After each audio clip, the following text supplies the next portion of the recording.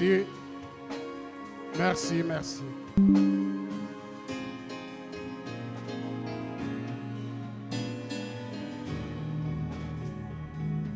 Amen. Est-ce qu'on peut dire un bon amen? Merci. Vu le temps, prenez le place parce qu'il est déjà 15 minutes de retard. Merci, équipe de louanges. Prenez votre place. Merci.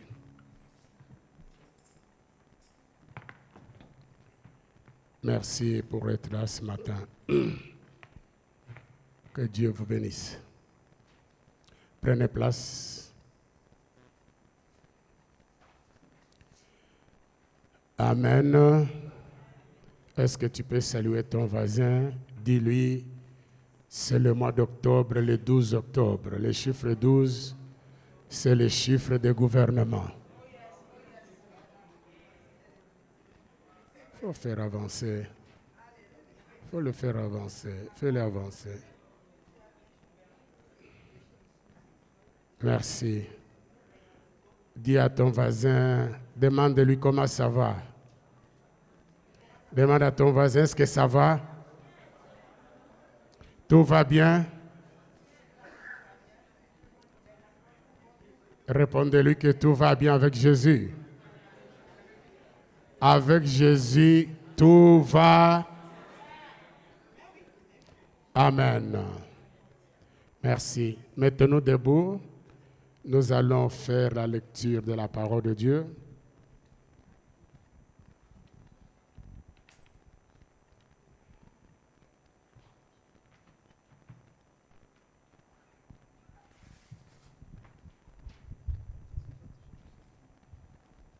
Nous nous mettons debout pour respecter la parole. La parole, c'est Jésus.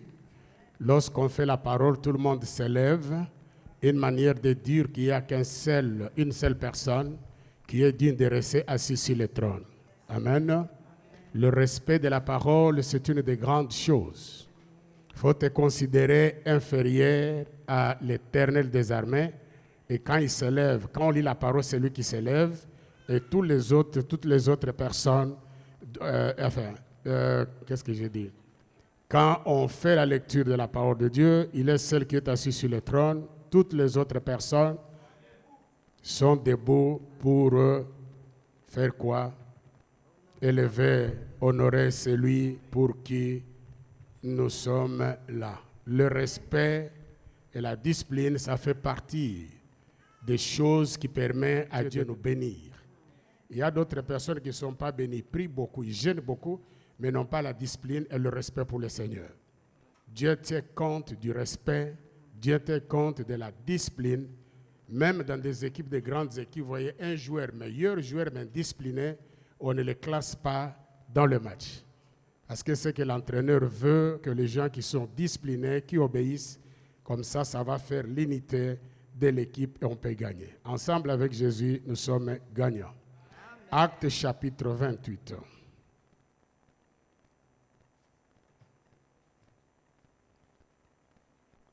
Actes chapitre 28, ouvrez ta Bible, évitez des distractions. Et lorsqu'on lit la parole, tout le monde suit. J'ai dit Actes chapitre combien? 28. Nous allons lire 1 à 6.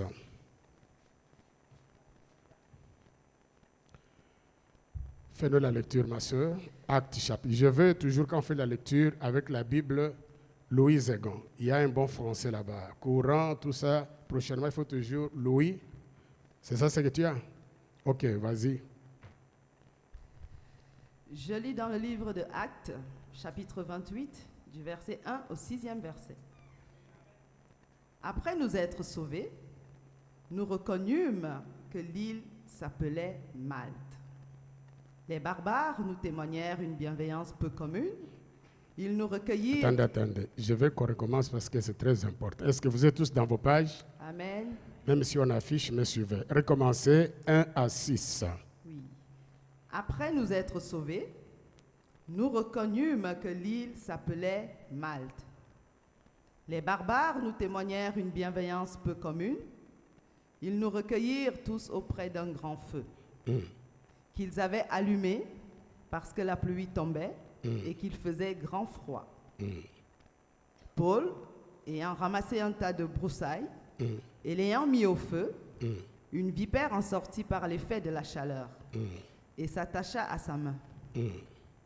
Quand les barbares virent l'animal suspendu à sa main, ils se dirent les uns les autres, « Assurément, cet homme est un meurtrier, puisque la justice n'a pas voulu le laisser vivre après qu'il a été sauvé de la mer. » Paul secoua l'animal dans le feu et ne ressentit aucun mal. Ces gens s'attendaient à le voir enfler ou tomber mort subitement. Mais, après avoir longtemps attendu, voyant qu'il ne lui arrivait aucun mal, ils changèrent d'avis. Ils changèrent d'avis. Et dirent que c'était un Dieu. Un Dieu. Parole On peut du dire Seigneur. Amen. Amen. Veuillez vous asseoir. Il y a d'autres lectures, mais je penserai que je passerai. Dieu de gloire, le Père des orphelins et le mari de veuves, le Dieu de loin, le Dieu de près, celui qui se cache, celui qui se révèle. Toi, le Dieu incréé, le Créateur de toutes choses, je bénis ton nom ce matin, je lève ta Seigneurie. Tu es le parfum du commencement, tu es le victorieux ancien, tu es celui qui a la demeure dans le dernier nuée. Ton nom s'appelle Lève-toi. Lève-toi dans le cœur de tout un chacun ce matin. Lève-toi dans cette église miel. Lève-toi, Père, dans la vie de tout un chacun. Lève-toi dans la vie de celui qui est abattu, celui qui est malade, celui qui est fatigué. Lève-toi et glorifie-toi. Lève-toi ce matin pour parler à tout un chacun. Lève-toi ce matin pour restaurer la vie de quelqu'un. Lève-toi ce matin pour guérir celui qui est malade. Lève-toi ce matin pour répondre à celui qui a des attentes.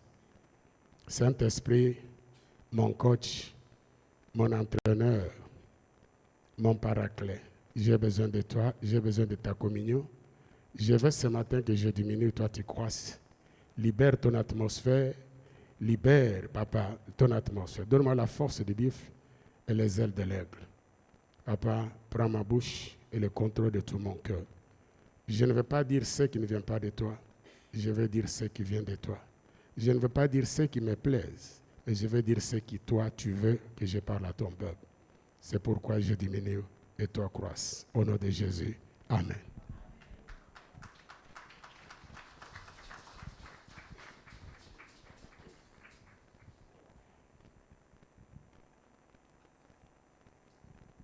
Amen. Je vais revenir sur la lecture parce que je veux qu'il y ait quelque chose que vous allez peut-être souligner. Merci pour la lecture et je vais encore revenir. Alors on dit, une fois hors du danger. Tu peux souligner danger. Tu es dans ta Bible, tu es où tu prends note. Même dans ta Bible, il faut souligner. La Bible est faite, tu peux souligner dans la Bible. Ce n'est pas un péché de souligner. Il y a des gens qui disent non, il faut souligner, c'est ta Bible. En principe, avec la Bible, on achète comment on appelle ça, marqueur ou le verset qui te plaît bien là, tu soulignes de manière que quand tu ouvres ta Bible, facilement tu peux le retrouver. Il y a d'autres qui mettent des petits papiers, tu peux organiser comme tu veux, mais tu peux souligner dans la Bible. Ce n'est pas un péché.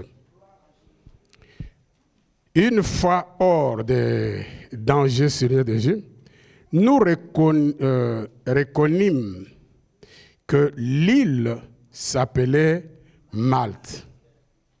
Verset 2. Le barbare, souligné barbare. Tu as souligné? Nous témoignèrent une bienveillance paix commune. Ils nous recueillirent tous auprès d'un grand feu. Souligné grand feu. Ce n'est pas un petit feu, mais grand. Qu'ils avaient allumé. Qu'ils avaient allumé. Je veux que tu soulignes allumé. Qu'ils avaient quoi? Parce que la pluie tombait et qu'il faisait très froid. Verset 3. Paul, tu peux signer Paul. Paul, c'est toi ce matin. Paul ayant ramassé un temps de broussailles. Tu signes broussailles. Je ne sais pas si c'est broussailles ou broussailles. Ok. Et l'ayant mis au feu, une vipère, soulignez une vipère, en sortit par le fait de la chaleur. Soulignez aussi chaleur. Est-ce que vous me suivez bien? Et s'attacha à sa main. 4. Quand les barbares virent l'animal suspendu à sa main, ils se dirent les uns aux autres, assurément, cet homme est un meurtrier. Amen. Puisque la justice n'a pas voulu les laisser vivre après qu'il ait été sauvé de la mer. Paul secoua l'animal. Et tu peux souligner, secoua l'animal dans le feu. Tu as souligné? Et ne ressentit aucun mal. Ces gens s'attendaient. Souligner, ces gens s'attendaient. Tu peux écrire s'attendaient. Tu peux y souligner ça? Est-ce que vous soulignez ou pas? Déjà, comme je souligne là, c'est déjà tout un message. Nous sommes au verset combien? Les gens s'attendaient, souligner, s'attendaient, ou les gens s'attendaient, prenez ce que vous voulez, à le voir enflé, tomber, mort. Mais souligner mort. Mais après avoir longtemps attendu, souligner longtemps entendu, c'est déjà le message. Voyant qu'il ne lui arrivait aucun mal, il changeait. Ça, tu peux le signer, monsieur, je ne te lis pas. Il changeait et dire, il changeait d'avis, c'est tout. Et dire que c'est un Dieu. Que Dieu bénisse sa parole. Que les rémans, le logos se change en rémans. Amen. Le thème de mon message ce matin est simple. Tu peux mettre ce que tu veux, mais je veux que tu mettes ce que moi je veux, ce que le Saint-Esprit m'a donné. Ça n'arrivera pas. Le thème de mon message, dis à ton voisin, ça n'arrivera pas. Tu peux le dire avec onction. Tu peux le dire avec révélation. Tu peux le dire à ton voisin. Dis encore très bien. J'attends à ce que tout le monde le dise. Tu peux le dire mieux. Tu peux le dire encore mieux. Tu peux le dire très bien. Tu peux le dire encore fort. Tu peux le dire avec onction. Tu peux le dire avec puissance. Est-ce que tu peux le lever pour le dire devant le diable? Tu peux le dire devant tes ennemis. Tu peux le dire devant tes jaloux. Tu peux le dire, nous sommes au mois d'octobre, le 12. 12 veut dire quoi? Tu as le pouvoir. Est-ce que tu peux le dire avec pouvoir? Ça ne me convainc pas. Avec ta main droite, ça n'arrivera pas. Tu peux le dire fort. Au nom de, lève ta main droite. Je déclare ce matin. Dis-le fort. Je déclare ce matin. En tant qu'un enfant de Dieu, un oint de Dieu, un mis à part que Dieu a donné le pouvoir dans ce mois d'octobre, le 12, qui est le chiffre des gouvernements. Je me lève sur mon trône et je déclare avec le pouvoir que le Seigneur m'a donné que ça n'arrivera pas. Ça n'arrivera pas. Au nom de... Que Dieu vous bénisse. Veuillez vous asseoir. Amen. Ça n'arrivera pas. Mes amis, vous savez, la parole de Dieu, c'est la révélation. La Bible dit, toute écriture est inspirée de Dieu et utile pour, premièrement, enseigner. Deuxièmement, corriger. Troisièmement, convaincre. La parole de Dieu, toi, il y a des gens qui disent, ah, mais on me force. Non, la parole de Dieu, on ne te force pas, mais on te convainc parce que c'est la vérité, la seule. Il n'y a pas de vérité dans le monde. Tout ce que nous voyons sont des réalités. Mais la seule vérité, c'est la parole. Parce que même les physiciens, même les chercheurs, même les grands hommes que nous connaissons, qui font de grands, même les grands médecins, ils commettent toujours des erreurs. Après, ils corrigent parce que ce sont des réalités. Mais il y a une telle personne qui n'a pas connu d'erreur, qui ne connaîtra jamais d'erreur. Dans tout ce qu'il a fait, il a dit, c'est le Seigneur Jésus-Christ. Et cela est dans sa parole. Le médecin peut se tromper. Le physicien peut se tromper. Les scientifiques peuvent se tromper. Mais la seule chose, la seule personne qui ne s'est jamais trompée, qui ne se trompera jamais, c'est Jésus qui est la parole. La parole ne trompe jamais. Ou tu l'apprends mal, ou tu la comprends mal, ou tu l'interprètes mal. Mais la parole de Dieu ne fait pas quoi? Qu'est-ce que j'ai dit? Ne commet jamais des erreurs. Alléluia. La parole de Dieu ne commet jamais des erreurs. Toi, tu peux commettre des erreurs, mais la parole de Dieu ne commet pas les erreurs. Dis-moi Amen. Dis-moi Amen. Est-ce que vous le croyez ou pas? C'est pourquoi il dit, toute écriture de Dieu est inspirée de Dieu pour corriger, pour convaincre, pour faire quoi? Nous avons dit, inspiré de Dieu pour corriger, convaincre, et puis enseigner, et puis pour que toute... Afin que l'homme de Dieu, quand on fait l'homme de Dieu ici, ne faisait pas mention seulement à un pasteur, à tout enfant de Dieu, soit propre. Et faire quoi? Soit propre et quoi, la fin dit quoi? Accompli à quoi? Toute bonne œuvre. Tout enfant de Dieu doit avoir des bonnes œuvres. C'est pourquoi vous prêchez la parole, pour corriger des choses, pour corriger des erreurs, pour se remettre sur la bonne voie, pour enlever peut-être pas l'ignorance des choses que tu ne connaissais pas. La parole de Dieu t'enseigne, te convainc. Quelqu'un me dit Amen.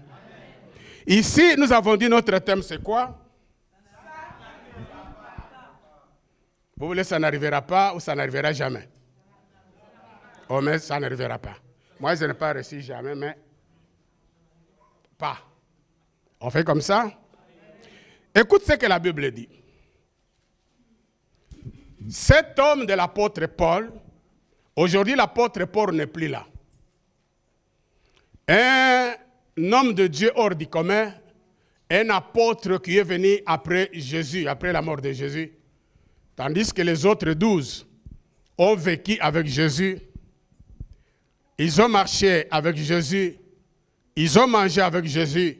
Ils connaissaient bien Jésus que l'apôtre Paul, parce que Jésus les a appelés, ils le voyaient, comment il était habillé, comment il dormait, il mangeait. Vous savez, la différence qu'il fait entre l'apôtre Paul et ces gens-là, souvent la plupart des gens qui sont habitués avec les hommes de Dieu parler, des fois ils ne reçoivent pas beaucoup de bénédictions parce qu'ils prennent souvent ces gens comme leurs amis.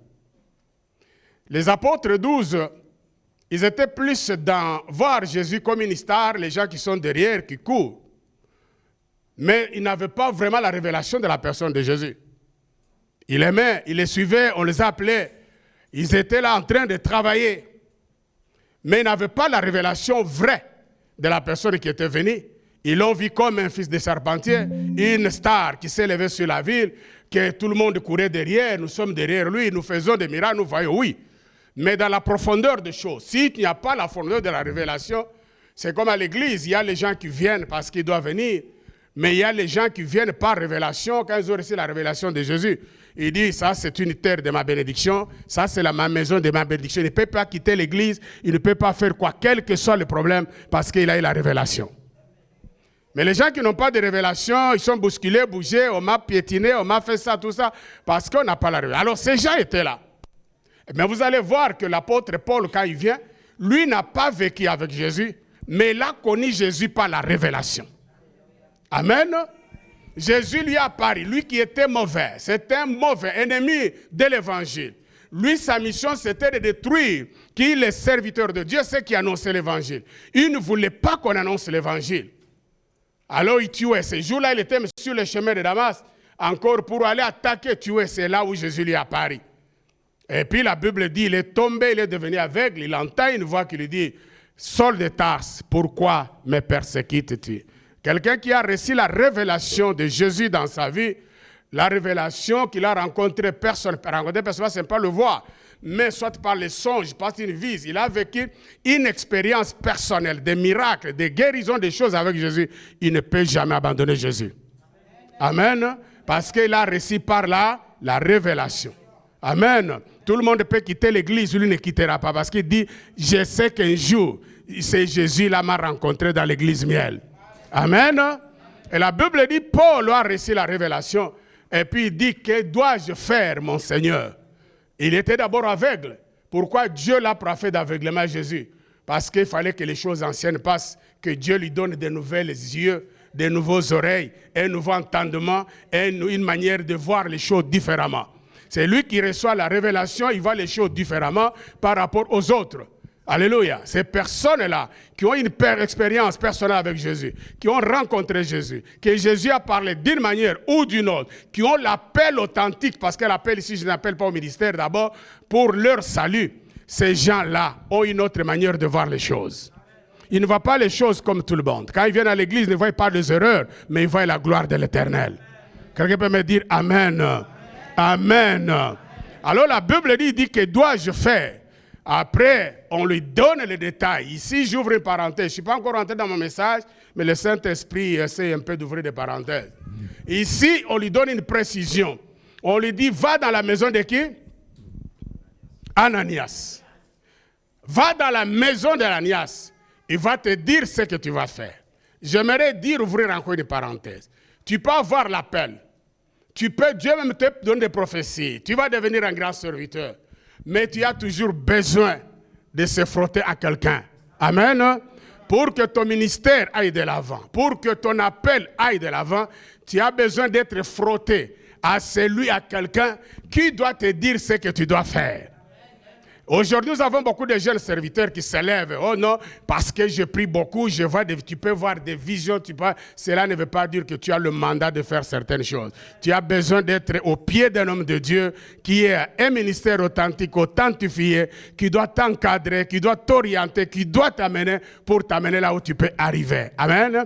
On n'arrive pas seul, on n'arrive pas par des révélations. Nous avons vu des gens quitter l'église. Moi, j'ai la révélation d'aller bâtir l'église. Ils sont allés, ils n'ont jamais bâti des églises. On se frotte à un homme authentique qui doit t'orienter, te dire ce que tu dois faire.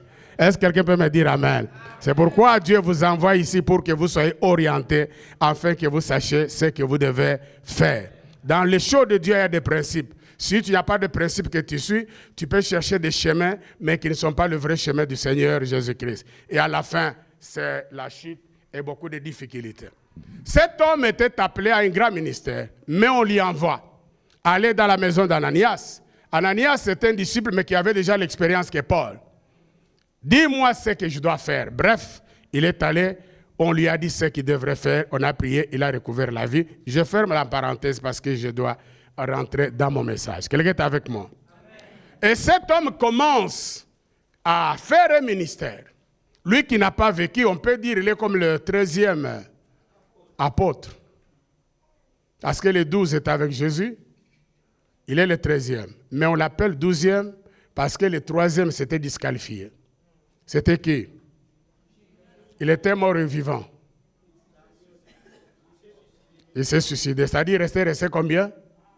Il fallait remplacer un 12e. Amen. Donc, on ne l'appellera pas 13e, on va l'appeler 12e parce qu'il a remplacé celui qui était là. Parce que Jésus ne pouvait pas avoir plus des apôtres à cette époque, il fallait 12. Dans les chiffres 12, c'est le chiffre des gouvernements. Un est mort, on remplace l'autre. Amen. Donc, on ne dira pas qu'il est 13e, il est 12e qui a remplacé. Ça reste toujours le chiffre 12. Est-ce qu'on est d'accord? Que Dieu vous bénisse. Et la Bible dit, cet homme de Paul n'a pas vécu, n'a pas eu l'expérience personnelle avec la personne de Jésus, mais il a connu Jésus par révélation. Et la Bible dit, maintenant dans la mission qui était en train de partir, il était en train d'aller faire son ministère. Le problème, ce n'est pas être appelé, j'ai eu des visions, j'ai eu des prophéties. Le problème, c'est de se mettre au travail. Gagner des âmes, fais tout ce que tu peux faire à l'église. On peut commencer à nettoyer des toilettes. Demain, on devient pasteur à l'église. Il faut toujours chercher à faire quelque chose. Il y a beaucoup de choses qu'il faut faire. Si tu ne peux pas, on n'a pas appelé tout le monde à prêcher, mais tu peux gagner des âmes. C'est-à-dire, c'est le grand ministère. Une personne qui est capable de gagner des âmes, Dieu le bénit beaucoup. Ne soyez pas égoïste et restez qu'à toi, tu viens à l'église, tu t'assois, tu sors. Il faut gagner des âmes, appeler. Il y a des âmes têtues, il y a des âmes dures, ce n'est pas ton problème. Toi, tu mets seulement la semence. Le reste, c'est le Seigneur qui va le faire. Il y a quelqu'un que tu peux inviter aujourd'hui à l'église, mais il vient à l'église 6 mois après. Alors tu l'avais invité. Ton problème, c'est ce que tu ne vois pas, tu les appelles. Prends ton téléphone. Au lieu de rester toujours avec des histoires, appelle à gauche, des jeunes, appelle les gens que tu ne vois pas là. Tu peux appeler 5, 6 fois. Quelqu'un peut se relever. Parce que les gens vivent dans le découragement. Les gens vivent dans des périodes très difficiles, mais ta voix veut le ramener. Et j'ai toujours dit qu'il y a des personnes qui ont la foi basée sur la foi des autres. C'est pourquoi je dis qu'il y a des personnes qui ne peuvent pas s'absenter au culte, parce que s'absenter pour eux, il dérange la foi de quelqu'un, d'une personne, parce que la personne, à chaque fois qu'il te voit à l'église, quand il vient dimanche, sa foi augmente. Il faut savoir qu'il y a les gens qui ont la foi basée sur la foi des autres. C'est pourquoi moi-même, si je suis malade, je dois venir, parce que je sais que si je ne suis pas là, je n'ai pas besoin d'expliquer aux gens que je ne suis pas malade, que la foi, il dit, si le pasteur s'absente, sa foi est basée sur moi. Moi et ma maladie, je m'amène à l'église, et la maladie doit aussi écouter la parole de Dieu. Dis-moi Amen. Amen. Alors la Bible dit, cet homme en train, dans le ministère, ils étaient à l'île de Malte et le bateau a fait naufrage. Quand il y a naufrage, on s'attend à des morts, des accidents, ainsi de suite. Mais cet homme de Paul, il a été sauvé de justesse, il est sorti de ce bateau, il y a naufrage.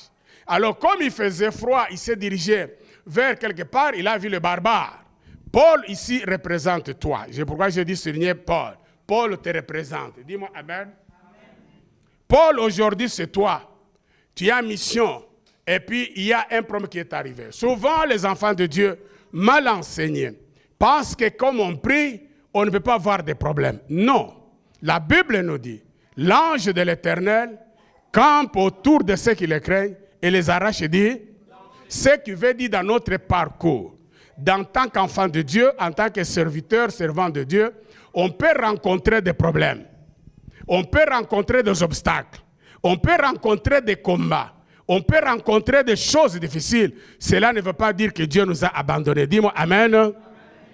Dans le psaume, il dit, même quand je marche dans la vallée de l'ombre de la mort, je ne crains aucun mal parce que tu es avec moi. J'aimerais dire à quelqu'un, même si tu traverses des moments difficiles, le Jésus que tu as accepté, pour lequel tu as été baptisé, tu as donné ta vie, tu donnes tes offrandes, tu viens, ne t'es jamais abandonné. Même dans la maladie, il est avec toi. Même dans les difficultés, le Seigneur est avec toi.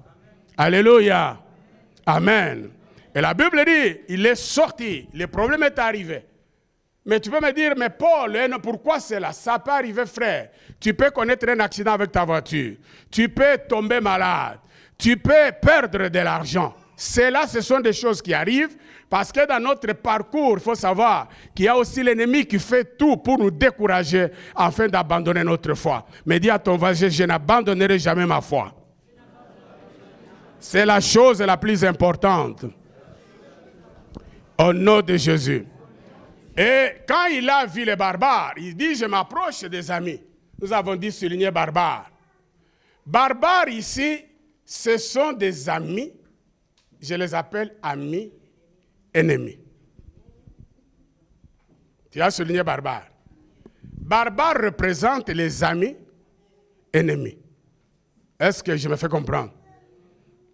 Ce sont tes amis. Au même moment, ce sont aussi tes ennemis. Amen. Amis, ennemis, barbares. Alors ils s'approchèrent. Et la Bible dit les barbares avaient allumé le feu. Nous avons souligné le feu.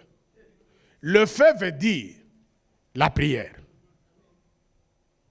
Amen. Il y a des faux amis, ce sont aussi des chrétiens. Nous les trouvons aussi. Parce que quand ils ont allumé le feu, c'est comme ils étaient autour de la prière. Ceux qui prient sont des chrétiens. C'est vrai, ce n'est pas vrai. Ils ont allumé le feu. Le feu représente quoi? La prière. Alors, Paul voyant qu'ils ont allumé le feu, autrement dit, on peut dire, ah, ce sont mes frères.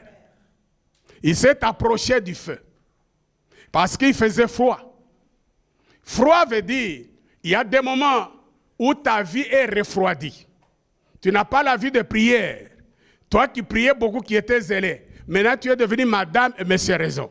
Peut-être tu as trouvé du travail. Peut-être tu étais marié. Peut-être, je ne sais pas, tu as gagné au loto. Tu n'as pas le temps pour prier. Tu es refroidi. À cause des petites bénédictions, tu es déjà refroidi. Amen. Il y a beaucoup de gens qui priaient, qui étaient zélés, qui peuvent faire même 2 jours sans prier. Ils se disent, ça c'est refroidir.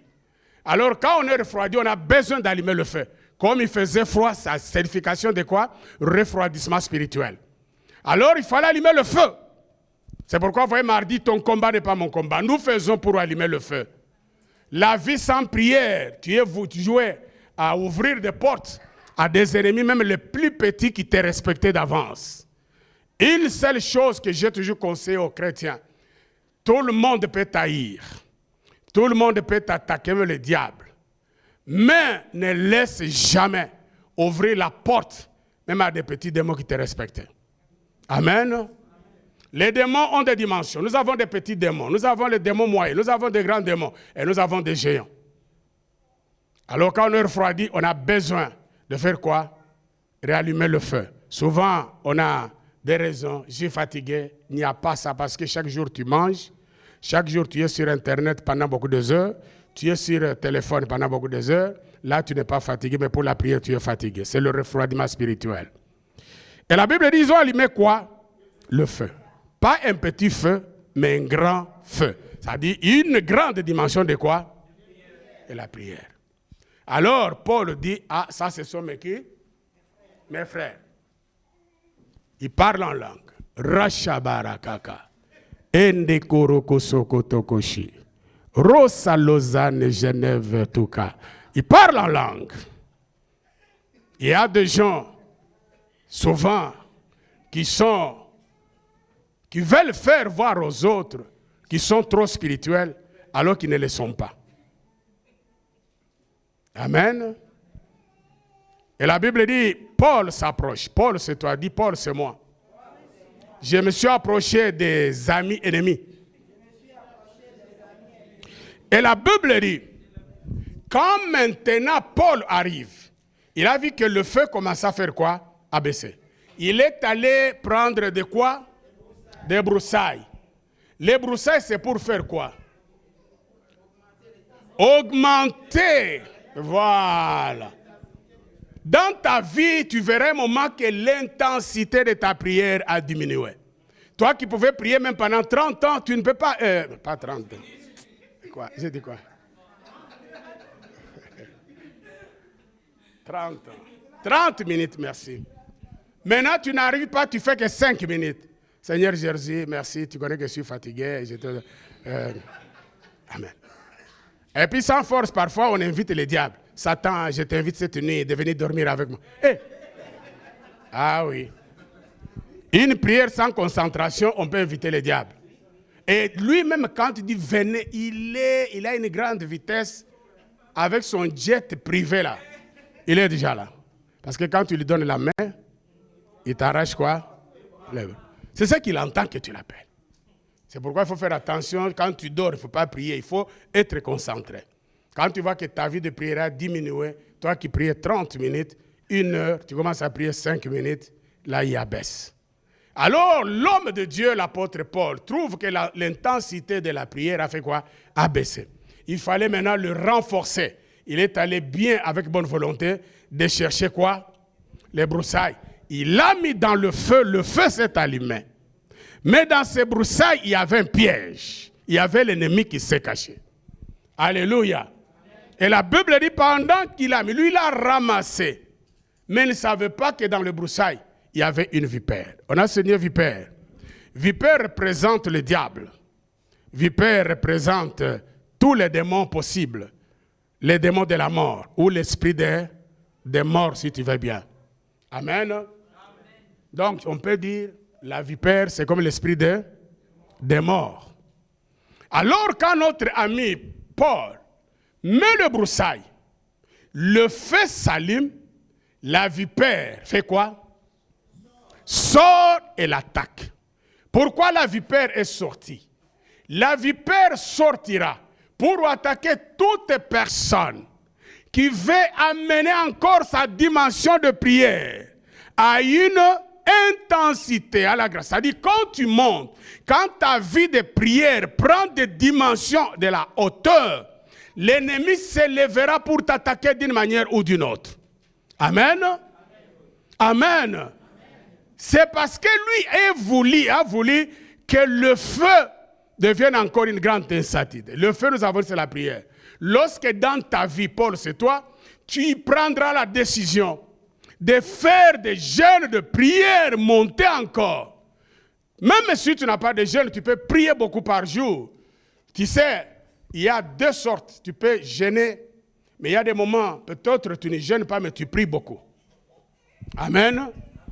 Tu peux dire toute cette semaine, du lundi au dimanche, je vais prier, je vais prendre 2 heures par jour. Tu n'es pas en jeûne, mais tu respectes dans l'esprit ce que tu dis. Tu entres dans ta chambre, tu te renfermes. Tu dis, je fais 1 heure pendant la journée, 1 heure la nuit. C'est une discipline, tu dis, je le fais pendant 7 jours. Sans jeûner, ça doit aussi produire de quoi? Des bons résultats. Amen. Les jeûnes aussi. Mais les jeûnes, si tu les fais bien, parce qu'il y a les gens qui font des jeûnes, mais qui ne les font pas bien. Pour eux, jeûner, ce n'est pas manger. Jeûner, ce n'est pas manger. Jeûner, c'est il est sur le téléphone pendant 3 heures. Il est sur toutes les distractions, les critiques, les choses qui n'honorent pas les noms, mais il est en jeûne. Quand on est en jeûne, on se prive de tout, on se prive de toutes les mauvaises choses qui peuvent nous créer des distractions. Amen. Est-ce que je parle à quelqu'un? Alors, chaque fois tu verras, il y a beaucoup de chrétiens qui disent, maintenant que je prie beaucoup, j'ai beaucoup d'attaques. C'est normal, parce que quand tu augmentes sa dimension de prière, le monde des ténèbres, les sorciers de ta famille, tous les jaloux, même les voisins qui ne sont pas chrétiens sont dérangés par tes prières. Alors ils doivent t'attaquer spirituellement pour que tu arrêtes de prier, pour qu'ils soient en paix, parce que tes prières leur dérangent. Est-ce que vous comprenez cela? C'est pourquoi j'ai dit aux gens, moi je suis content quand je prie beaucoup, j'ai beaucoup d'attaques. J'ai dit gloire à Dieu. Je comprends que le monde des ténèbres est dérangé, parce que si les mondes des ténèbres ne sont pas dérangés, ils ne peuvent pas venir t'attaquer. Paul n'est pas le seul qui avait pris les broussailles pour mettre dans le feu. Parce qu'avant que l'apôtre Paul arrive, il a trouvé qu'il y avait un grand feu. Pour qu'il y ait un grand feu, c'est-à-dire les barbares avaient déjà ramassé. Est-ce que c'est vrai ou ce n'est pas vrai? Le barbare avait déjà ramassé des broussailles. Il avait ramassé les morceaux de bois, ils ont allumé le feu. Mais la vipère n'est pas sortie. Alléluia. Parce que la vipère sortira pour attaquer quelqu'un qui a la destinée. Le diable n'attaque pas celui qui n'a pas la destinée. Le diable n'attaque pas celui qui n'a rien à faire. Le diable n'attaque pas celui qui n'a rien. Il peut te laisser faire ce que tu veux parce que tu ne le déranges pas. Mais quelqu'un qui a la destinée de l'Éternel, quelqu'un qui a un avenir, qui a un appel authentique, le diable va l'attaquer. Celui qui a un avenir, un bon mariage, une destinée, la grandeur et la puissance, le diable sortira parce que cet homme c'est un danger public pour le diable. Le diable n'attaque pas n'importe qui. Il attaque celui qui a quelque chose de Dieu. Il attaque celui qui a l'onction de Dieu. Il attaque celui qui a la parole de Dieu. Il attaque celui qui allume le grand feu. Il attaque celui qui a une mission authentique. Si dans ta vie tu n'as jamais été dérangé, c'est que tu n'as rien. Les barbares n'étaient pas dérangés. Alors ils avaient allumé aussi le feu. Ça ne dérangeait pas le monde des ténèbres. Mais l'apôtre Paul, qui a reçu la révélation, qui a un grand ministère, qui c'est un homme hors du commun, alors ils ont vu cet homme s'y rallume encore. C'est un danger pour nous. La vipère est venue l'attaquer. Quelqu'un peut me dire amen? Est-ce que je parle à quelqu'un? La vipère, c'est le démon. C'est l'esprit de mort, l'esprit d'échec, l'esprit de destruction. C'est ça. L'esprit de maladie peut t'attaquer. Frère, quand tu pries beaucoup, tu tombes malade, tu pries beaucoup, tu as des problèmes. Ne t'inquiète pas, dis seulement Seigneur, merci. J'ai compris que mes prières sont en train de toucher le monde des ténèbres. Une seule parole de ta bouche peut déranger, crouler même les hôtels de ta famille. Alléluia. Mais il y a beaucoup, quand ils arrivent, ils vont dire, ah non, je ne vais pas encore prier parce que je vois beaucoup des attaques. Non, glorifiez le Seigneur. Alléluia. Et la Bible dit, la vipère sort. Il prend, l'apôtre Paul par quoi? La main. Et les barbares, les amis, ennemis. Donc jusque-là, ils étaient amis. Ils parlaient bien avec l'apôtre Paul. Tu allais où? Il dit, j'allais, puis j'ai fait nos affaires naufrage. On a failli tomber et mourir, mais Dieu m'a sauvé. C'est pourquoi je suis avec. Ah bon? Nous aussi, on passait là-bas, il faisait froid. On a dit, ils ont parlé comme des amis. Est-ce que je parle à quelqu'un? Il y a des gens qui ont des amis. Mais les mêmes amis sont aussi ses ennemis. Tu ne les connaîtras pas pendant qu'il est dans sa peau d'amis. Ce sont des gens qui changent. Tu peux les connaître par leur langage. Je disais à quelqu'un, si quelqu'un il dit il est ton ami, il vient chez toi, il parle toujours mal de ses anciens amis. C'est qu'un jour, il parlera aussi mal de toi. Parce que l'amitié qu'il avait avec ses anciens amis-là, parfois c'est plus que l'amitié que vous avez aujourd'hui. Ils mangeaient ensemble, se promenaient ensemble, ils se disaient nous nous aimons. Ils étaient des potes, des amis, des jumeaux, on peut dire comment? Jumeaux ou jumelles spirituelles. Mais un jour, ils se sont séparés. Parce que je crois qu'une vraie personne, un vrai chrétien, si j'avais un ami, et après ça m'a tourné, qui n'est pas avec moi, je ne vois pas que du côté négatif. Parce qu'il y a beaucoup de choses qu'on a partagées ensemble. Le mieux, c'est de fermer sa bouche, au lieu de parler de ses mal. Malheureusement, les gens veulent se victimiser pour vouloir voir que c'est mal, moi c'est bien. Ça, sont le langage des flatteurs, les amis ennemis là, les envoûteurs, on peut les appeler comme ça. Alors, ils étaient bien avec Paul. Ce sont des amis, nous avons des amis comme ça. Si tu vois un ami qui vient dans ta vie, il parle mal des anciens amis ou connaissances, je crois qu'il faut le dire, il va faire la même chose un jour aussi pour moi. Mais un ami qui vient, dis-lui qu'il parle de nous, pas des autres. Pourquoi tu ne parles pas des autres? Parce que tu étais bien avec ces gens-là. La Bible dit quoi? Les gens, je ne sais pas si c'est quel verset, il y a un verset, vous pouvez me chercher ça. La Bible dit, les gens avec qui j'ai partagé mon pain.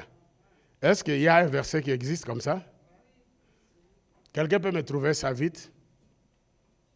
Je vais ouvrir une parenthèse là pour expliquer, parce que des fois nous tombons dans le piège. Les amitiés, ce n'est pas mal, mais il faut être prudent dans les amitiés. Parce qu'on peut te voler la foi, on peut te détruire, on peut créer en toi les rancunes, la jalousie. Or, ces choses-là, c'est contre la parole de Dieu. Et puis, les amis comme ça sont des gens qui, d'envoûteuses, ils cherchent à gagner ta confiance. Alors, pour gagner ta confiance, il doit te dire des choses que tu vas entendre.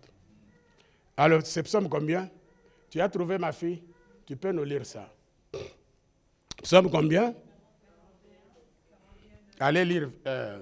Je serai bref, allons. Ah, j'ai chaud là. Donne-moi un peu de l'eau à boire. Je ne sais pas c'est quoi qui me prend. C'est la première fois que je bois de l'eau. Non, non, laisse, il y a la maman qui descend.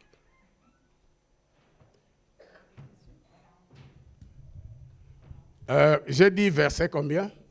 10. Hein, ouais. C'est combien? Quel psaume? Psaume? Oui, 10, voilà. Alors, je lis dans le livre de Psaume, chapitre 41, verset 10. Celui-là même, avec qui j'étais en paix, qui avait ma confiance et qui mangeait mon pain, lève le talon contre moi. Parole du Seigneur. Tu peux reprendre, nous avons dit psaume combien? 41, verset 10. Est-ce que vous me suivez ou bien vous êtes distrait? Ne soyez pas distrait, ce sont des choses très importantes. Psaume combien? 41. Je veux que vous regardez devant. Oui, il y a aussi sur l'écran. Oui, vas-y. Verset 10. Oui. Celui-là même, avec qui j'étais en paix. Celui-là même, avec qui j'étais en paix. Qui avait ma confiance. Qui avait ma confiance. Et qui mangeait mon pain. Qui mangeait mon pain. Lève le talon contre moi. Lève les talons. Le talon contre De quoi? Le talon. Ah, des talons. Lève les talons contre moi. Reprenez la lecture. Je veux que ça entre bien. Parce qu'il s'agit de qui? Amis. Celui-là même. Psaume combien? 41. 41 verset 10.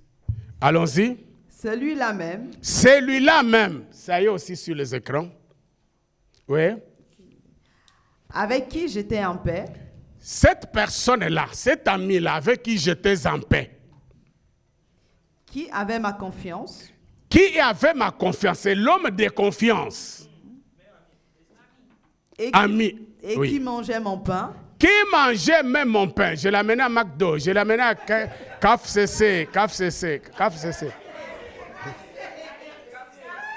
Et quoi encore? Je l'amenais aux Burgers, tout ça, c'est ça. Vas-y. Lève le talon contre moi. Lève aujourd'hui les talons. Talons contre moi. Quand on élève les talons, c'est pour faire quoi? Partir. C'est tout bon? Oui, amen. Amen. Tout est dans la Bible, frère. Nous n'inventons rien. Et la Bible n'est pas écrite aujourd'hui. Tu ne t'es même pas né. Ces choses ont existé. Ça existe et ça existera. Donc, je disais, il s'approche. Lui, il avait confiance. Maintenant, quand la vipère, je disais, l'ami, je dis quoi? Ami, ennemi. J'explique bien, je ne sais pas si vous avez compris. Amis, ennemis, ce sont des personnes très gentilles.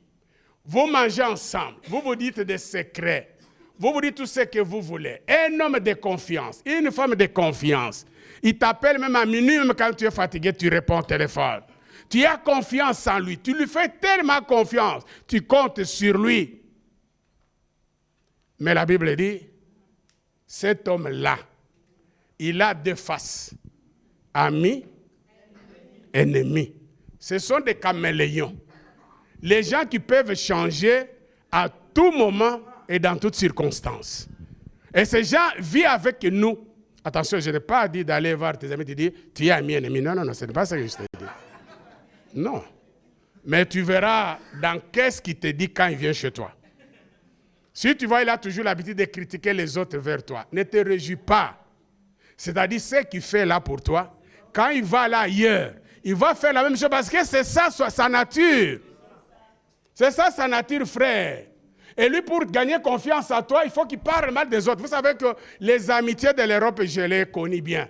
Quand quelqu'un peut t'avoir comme ami, il vient d'abord détruire tous ceux qui sont autour de toi. Ne parle pas avec un tel, il est mauvais. D'ailleurs, il avait fait ça. Il crée cet environnement de te retirer de toutes les autres relations que tu avais parce qu'il veut te gagner. C'est un manipulateur, c'est un envoûteur ou une envoûteuse. Ils ont ce langage. Quand vous voyez quelqu'un qui vient chez toi avec des choses comme ça, je crois qu'il y a un enfant averti, il faut lui dire, ma soeur, mon frère, je veux qu'on parle de nous. Le reste là, il faut laisser. C'est une réponse ou un refus qu'on appelle le refus poli. Parlons de nous, parlons de Jésus-Christ, laissons les autres, Dieu s'en occupera. Amen. Alors les amis ennemis, qui ont bien parlé avec Paul. Maintenant, lorsque le malheur arrive, ils voient que Paul est attaqué par une vipère. Ces gens, directement, ils portent leur manteau des ennemis. Et disent, ah, voici cet homme. Ils ont rentré dans le passé. Parce que la justice n'a pas pu le tuer. C'est-à-dire que parce qu'il n'est pas, lui était destiné à mourir. Il a fait naufrage. Il a été sauvé, n'est pas mort. Voilà que l'esprit des morts le poursuit. Pourquoi? Parce que c'est un meurtrier. Frère, ami, ennemi, lorsque tu passeras des moments difficiles, lorsqu'il verra que dans ta vie, tu commences à traverser des moments difficiles, peut-être des problèmes dans ton couple, je ne sais pas, dans ta vie, c'est lui, l'ami ennemi là, qui va commencer à aller parler ailleurs. Que tout ce qui lui passe là, c'est sa faute. C'est une mauvaise femme, c'est un mauvais mari, c'est un voleur. Il commence maintenant à sortir des mauvaises choses contre toi, alors qu'il était censé être ton vrai ami. Parce que l'ami ennemi, c'est celui qui est près de toi. Il connaît tes secrets, il connaît ta vie. Et celui qui peut te détruire bien, c'est celui aussi qui est proche de toi. C'est pourquoi vous voyez souvent le diable, quand il veut détruire le ministère d'un homme de Dieu, il passe par sa femme ou par ses enfants. Parce qu'il sait que si j'attaque la femme commence à avoir des problèmes avec son mari, je vais détruire facilement le ministère. Deuxième personne qui l'attaque, ce sont les enfants. Tu peux voir des choses qui arrivent comme ça. Et tu sais, il y a ce qu'on appelle les combats internes et les combats externes. Si les gens de l'extérieur t'attaquent, c'est l'extérieur. Mais si c'est interne, c'est pourquoi vous voyez beaucoup de couples ne tiennent pas. Quand c'est le combat interne, tu vois la même personne, la même femme, le même homme qui était gentil. Je t'aime pour le meilleur, le pur. Je t'aime ceci, cela. Mon bébé, mon caillou, mon kiwi, mon banane plantain.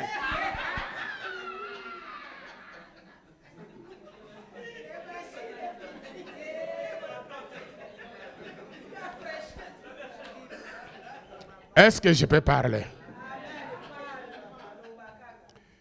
Et quand il devient ennemi, celui-là, quand on parle des hommes, on parle de lui. Quand on parle des femmes, on parle de lui.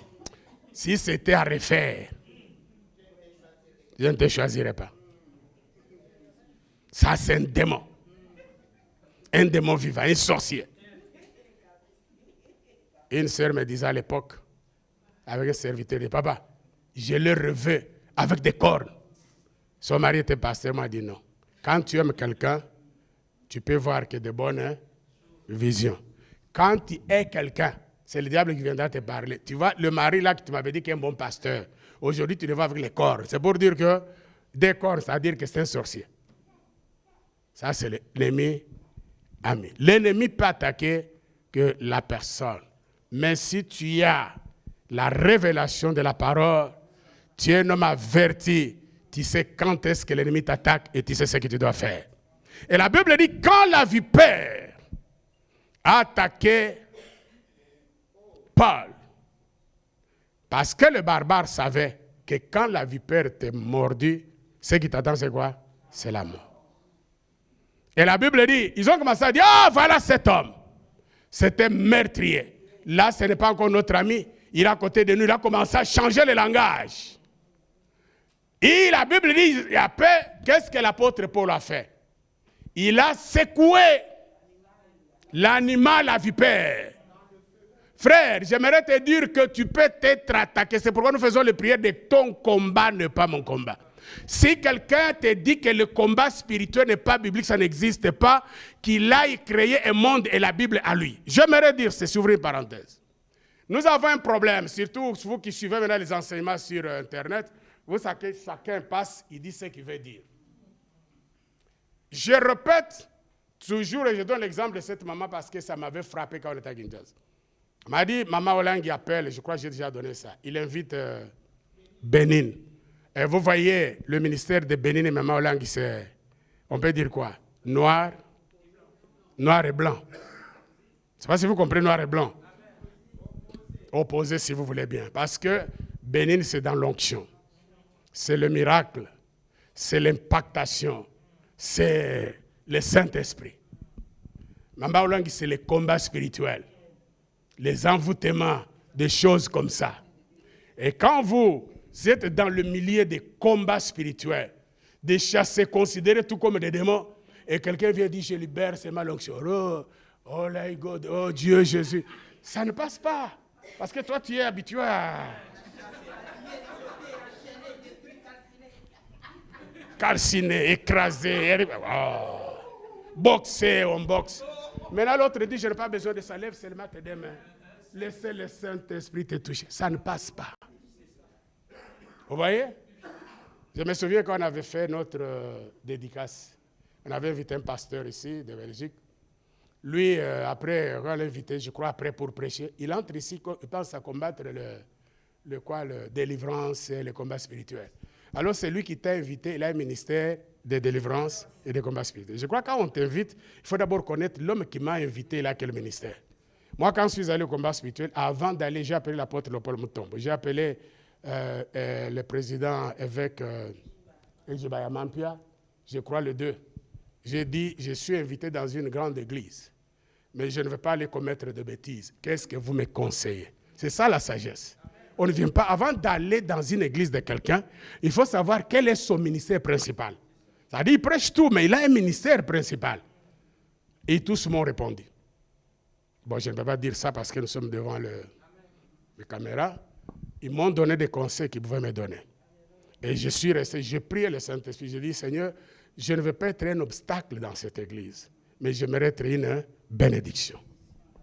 Et vous savez, là-bas, quand on vous invite, on vous observe. C'est pourquoi quand j'ai passé le premier, quand j'ai fini, ils ont pris le micro pour dire, nous t'avons adopté. Parce qu'ils étaient sur les qui-vive. Ils attendaient, est-ce qu'il va nous condamner? Est-ce qu'il va nous donner le marteau? Non, non, non, non, non, non. N'allez pas dans une église de quelqu'un pour critiquer ce qu'il lui fait. D'une manière générale, suivez-moi bien, les jeunes et tout le monde. Nous avons le ministère, tous. Première mission, c'est quoi? Enseigner l'évangile, gagner des âmes. C'est ça la mission principale. Maintenant, dans notre appel, chacun a une particularité quelconque. Il y a d'autres qui sont dans le prophétique, il y a d'autres qui sont dans le ministère de délivrance, il y a dans les destructions des hôtels, il y a d'autres aussi qui sont dans une dimension de foi. Tu peux voir quelqu'un de foi, tu lui parles de combat, il dit non. Cela ne veut pas dire que ce qu'il dit là est vrai. Ce qui veut dire que lui, il doit savoir qu'il a ses limites. Vous voyez ça? Donc, la maman, là, comme je disais, quand il a appelé Bénin, oui, j'allais oublier, et puis il voyait que les fidèles étaient un peu... voilà, c'est quoi? Et puis il a pris le micro d'abord. Il dit, l'homme que j'invite, ce qu'il va faire, et ce qu'il va faire, c'est ce que Dieu lui a donné. Moi, je n'ai pas reçu ce que Dieu lui a donné. Moi aussi, j'ai reçu autre chose. Ça, c'est une femme sage, équilibrée, avec un ministère authentique. Si tu vois un pasteur qui passe sur les réseaux, il critique le ministère des autres, c'est qu'il n'est pas équilibré. Parce qu'il y a les gens qui pensent quand ils passent, ils croient que lui, il a la totalité de la vérité. Dans la parole de Dieu, quelqu'un peut venir avec le message de la repentance, de la sanctification, c'est ce qu'il a reçu. L'autre, il est dans le prophétique, c'est ce qu'il a reçu. L'autre, il est dans le combat spirituel, c'est ce qu'il a reçu. D'autres, ça dit, tout ça, ça fait partie de l'ensemble de l'évangile. Nous connaissons en partie. Personne n'a la totalité. Maintenant, quand il suit l'Internet, il va dire non, lui, il a raison, l'autre n'a pas. Il n'y a personne qui a raison. Chacun doit rester dans les carrés de son ministère. Ça dit, il peut tout prêcher, mais il a une particularité quelconque. Alors, soyez des hommes et des femmes. Ne laissez pas ça parce qu'il y a ceux qui passent quand ils passent. Ils disent, oh, maintenant, les prophéties, c'est faux. Il n'y a pas de prophéties faux. Dans les prophéties, on a dit examiner toutes choses.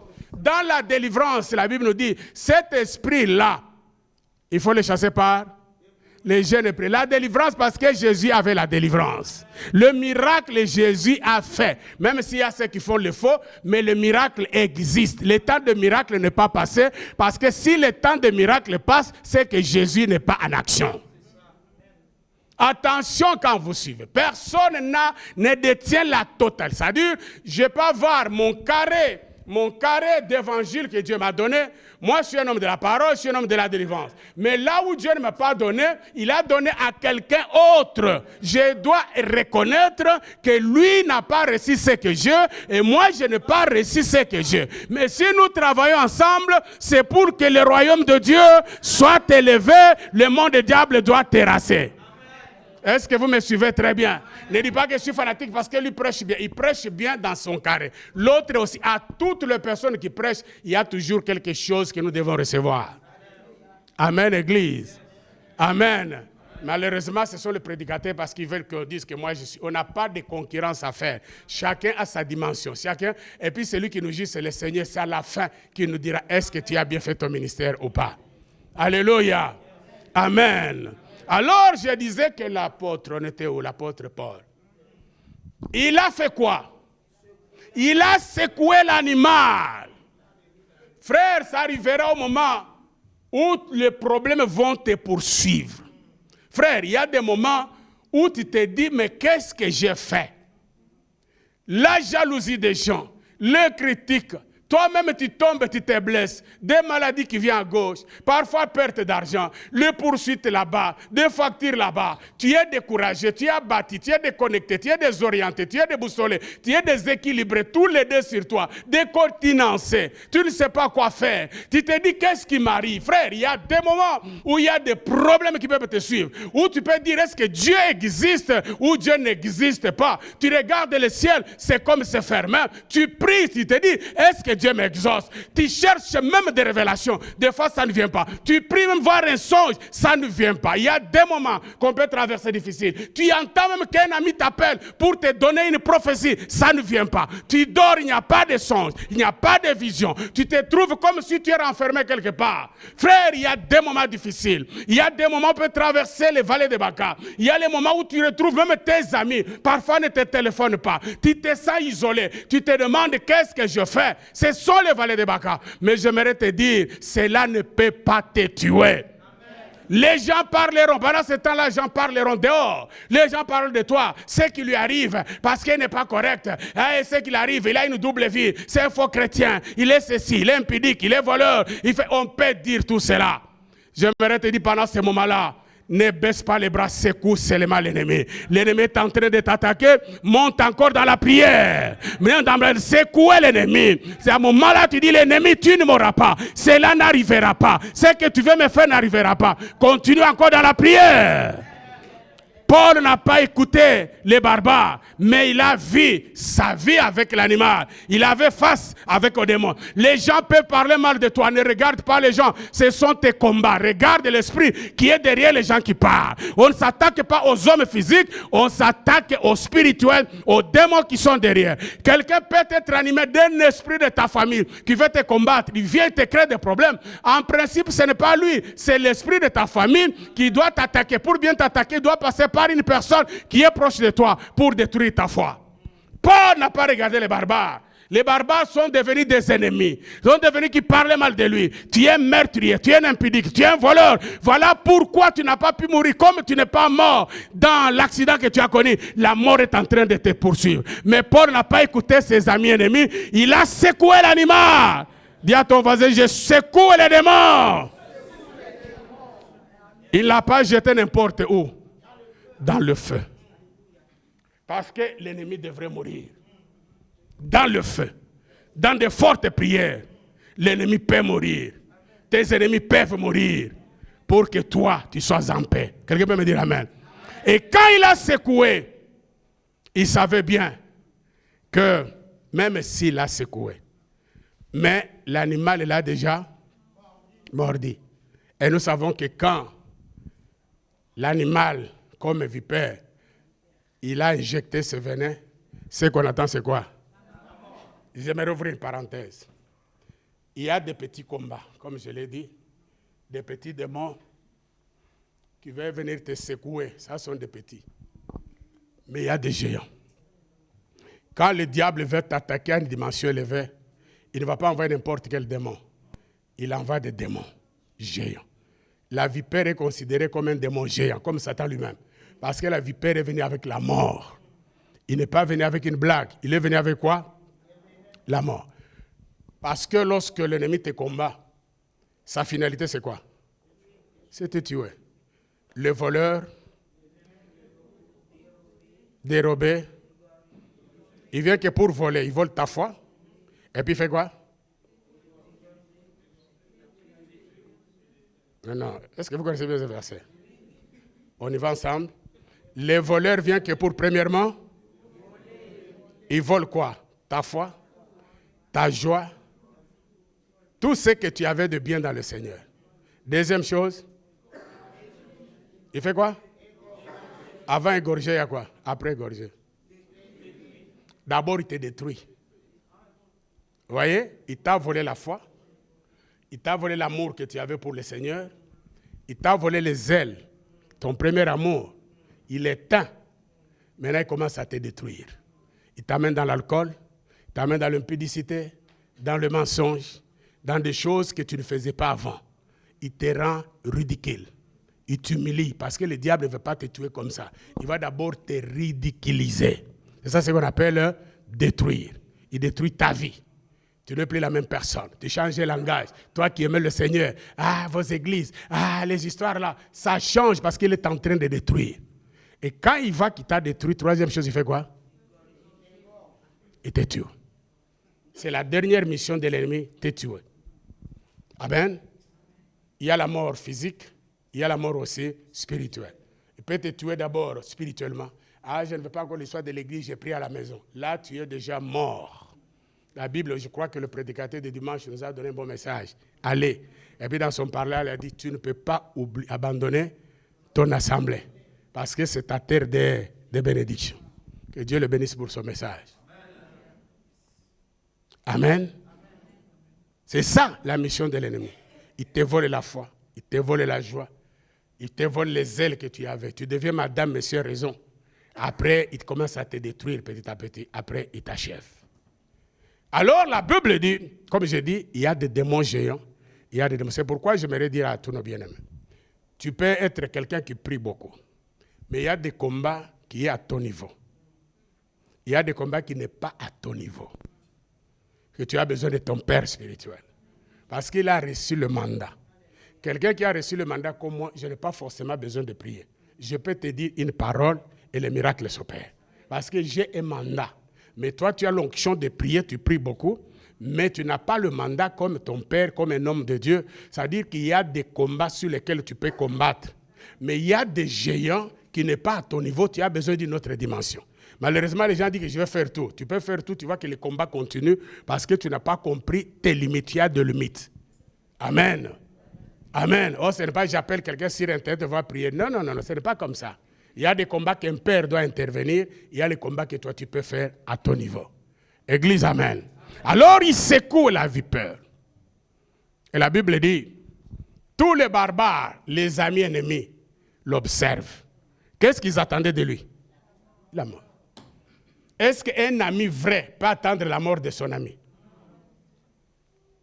Je me souviens quand j'étais à l'hôpital, de 3 mois, et quand je suis sorti, les gens m'ont dit, mais on est venu te voir, mais on était sûr que tu allais mourir. Pour moi, je croyais que ces amis-là, ils priaient beaucoup même pour moi à la maison pour que je sorte. Mais ne priez pas. Ils venaient seulement faire un constat. Il est à quel niveau de sa maladie? Parce qu'ils m'ont dit, nous, on va te dire la vérité. Vous savez, le Seigneur permet parfois les gens de parler pour que tu connaisses qui est qui vraiment. Il dit, c'est vrai. Et puis il était sérieux. Il dit, c'est vrai, on venait te voir. Mais quand on sortait, tous on se disait, il ne va pas s'en sortir. Amis. Même dans nos propres familles. Lisez-moi un verset. Je crois que j'ai pris beaucoup de temps où je continue. Lis-moi, je vais finir maintenant. Jérémie, chapitre 12, verset 6. Allez rapidement. Je vais conclure là. Quelqu'un est avec moi? Est-ce que je parle à quelqu'un? Dis à ton voisin, ami, ennemi. Est-ce que tu en as aussi dans ta vie? Non, vous avez que des amis. Frère Mathé, tu n'as que des amis. Pas des ennemis. Alors, j'ai dit quoi? Jérémie? 12 ou 10. Jérémie 12, 6.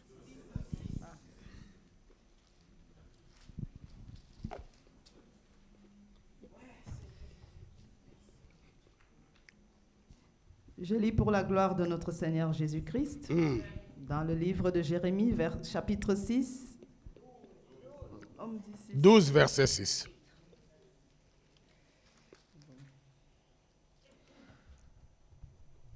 Alors, chapitre 12, verset 6. Car tes frères eux-mêmes et la maison de ton père te trahissent. Ils crient eux-mêmes à pleine voix derrière toi. Ne les crois pas quand ils te diront des paroles amicales. Tu peux reprendre la lecture bien. Car tes frères eux-mêmes, tes frères, spirituels ou bien biologiques? tous, Hein? tous, Non, selon la pensée de la lecture. Ici, ce n'est pas les frères en Christ. Non. Quand vous prenez un texte sans tenir compte du contexte, le texte devient un prétexte. C'est pourquoi je dis la mauvaise interprétation. Recommencer, la Bible dit quoi? Tes frères. Car tes frères eux-mêmes Et même tes frères. et la maison de ton père. Et les gens de la maison de ton père. Là, on est dans la maison de qui? Ici sont les frères spirituels ou bien les frères biologiques. Biologiques. Ici, nous sommes dans la famille biologique. Vas-y. Te trahissent. Te trahissent. Ils crient eux-mêmes à pleine voix. Ils crient, tes frères là et la maison de ton père. Ils crient après toi. À haute pleine voix. Oui. Derrière toi. Derrière toi, c'est-à-dire parle dans ton dos. Hein? Oui. Oui, Ne vous voulez les dire? crois pas Ne les crois pas. quand ils te diront des paroles amicales. Quand ils te diront des paroles, ce sont les amis ennemis ou bien les amis? Ici, la Bible nous montre, même dans ta propre famille, tes frères et sœurs, je n'ai pas dit tout le monde, tu peux trouver quelqu'un qui t'aime, qui fait montrer qu'il est ton frère ou ta sœur biologique, mais c'est lui qui la Bible a parlé de trahison. Ils te trahissent derrière toi. Quand tu ne parles, il parle mal de toi. Et quand tu viens, il a des paroles amicales comme si t'aimais. Ça existe même dans des familles biologiques. Ça existe aussi dans des familles chrétiennes. Ça existe aussi parmi les amis que nous avons dans ce monde. Je vous donne ce verset pour que vous soyez un peu équilibrés, comprendre. C'est pourquoi nous parlons des combats internes, des combats qui viennent de la maison. C'est comme dans ton propre foyer. Tu peux voir un homme qui critique sa femme et une femme qui critique son mari. Mais quand il le voit, il dit bébé, il dit caillou. Mais dehors, il a déjà tout dérangé.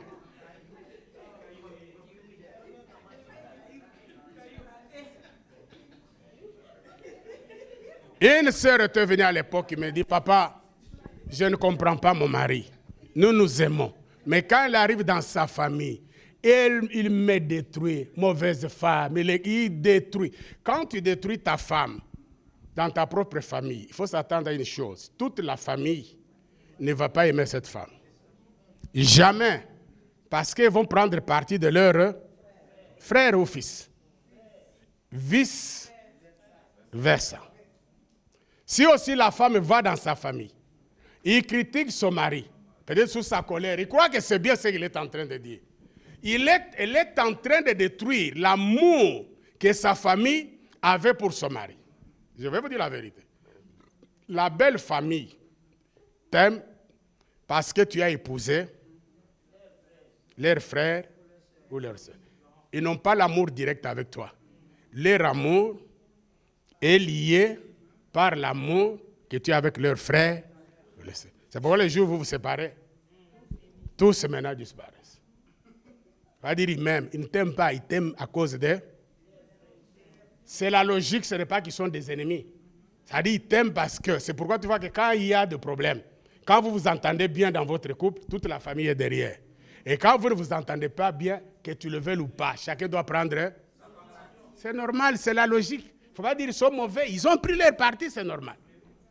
Maintenant, quand toi, tu vas dans ta famille, tu y inventes ta femme, une bonne femme, elle me rend heureuse. Tu verras que la famille, tout le temps, le téléphone, ah, notre belle-sœur, nous t'aimons, notre bon. C'est comme ça. Tout dépend de ce que tu dis. Tu peux aussi être un mari, ami et...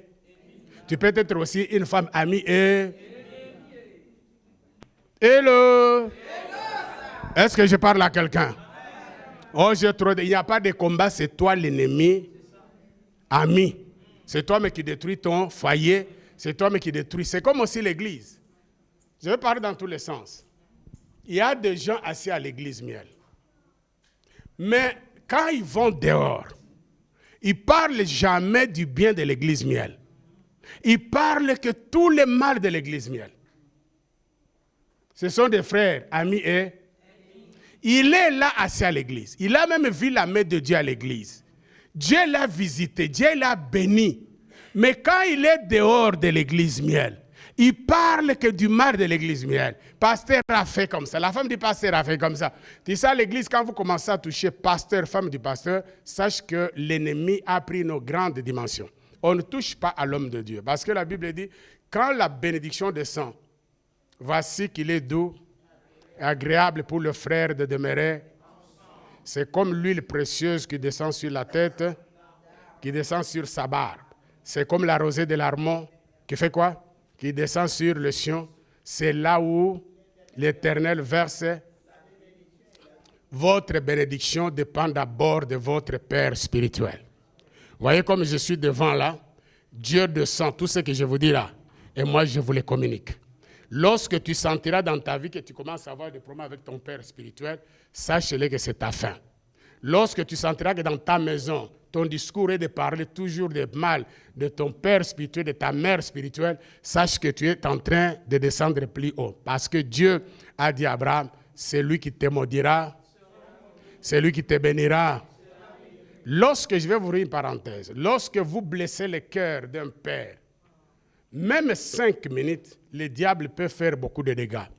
Il y a des personnes ici, parce que vous êtes mes enfants, vous êtes couverts par l'onction de ma grâce. C'est comme ça que tu peux voir quelqu'un dans ta maison, tu vois des combats et puis tu vois un docteur qui arrive.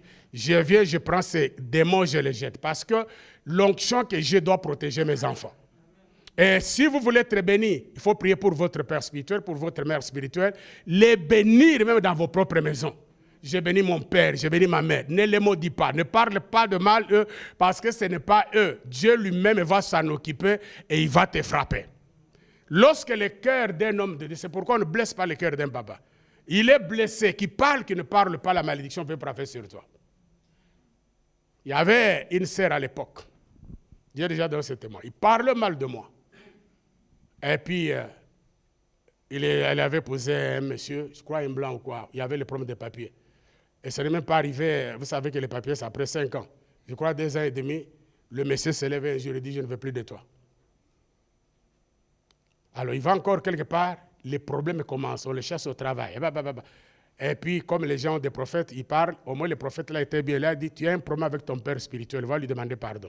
Oh, je n'ai pas de problème, moi je ne peux pas le dire, si tu ne le fais pas, le malheur va continuer. Et puis il est venu, papa, pardonne-moi, j'avais dit ça, j'ai dit, tu passes, on était encore à la borde, je crois. Il dit, tu passes devant l'église pour dire tout ça. Mais après, j'ai réfléchi, j'ai dit, bon, ça ne sert à rien parce qu'il y a des bébés spirituels. J'ai prié pour elle. Aujourd'hui, ça vient bien. Moi, je ne l'avais pas maudit, mais Dieu l'a frappé. Frère, je ne joue pas ce sujet. Je n'aime pas parler trop de père, parce que, mais je vous dis la vérité. On ne critique pas le père spirituel dans sa maison.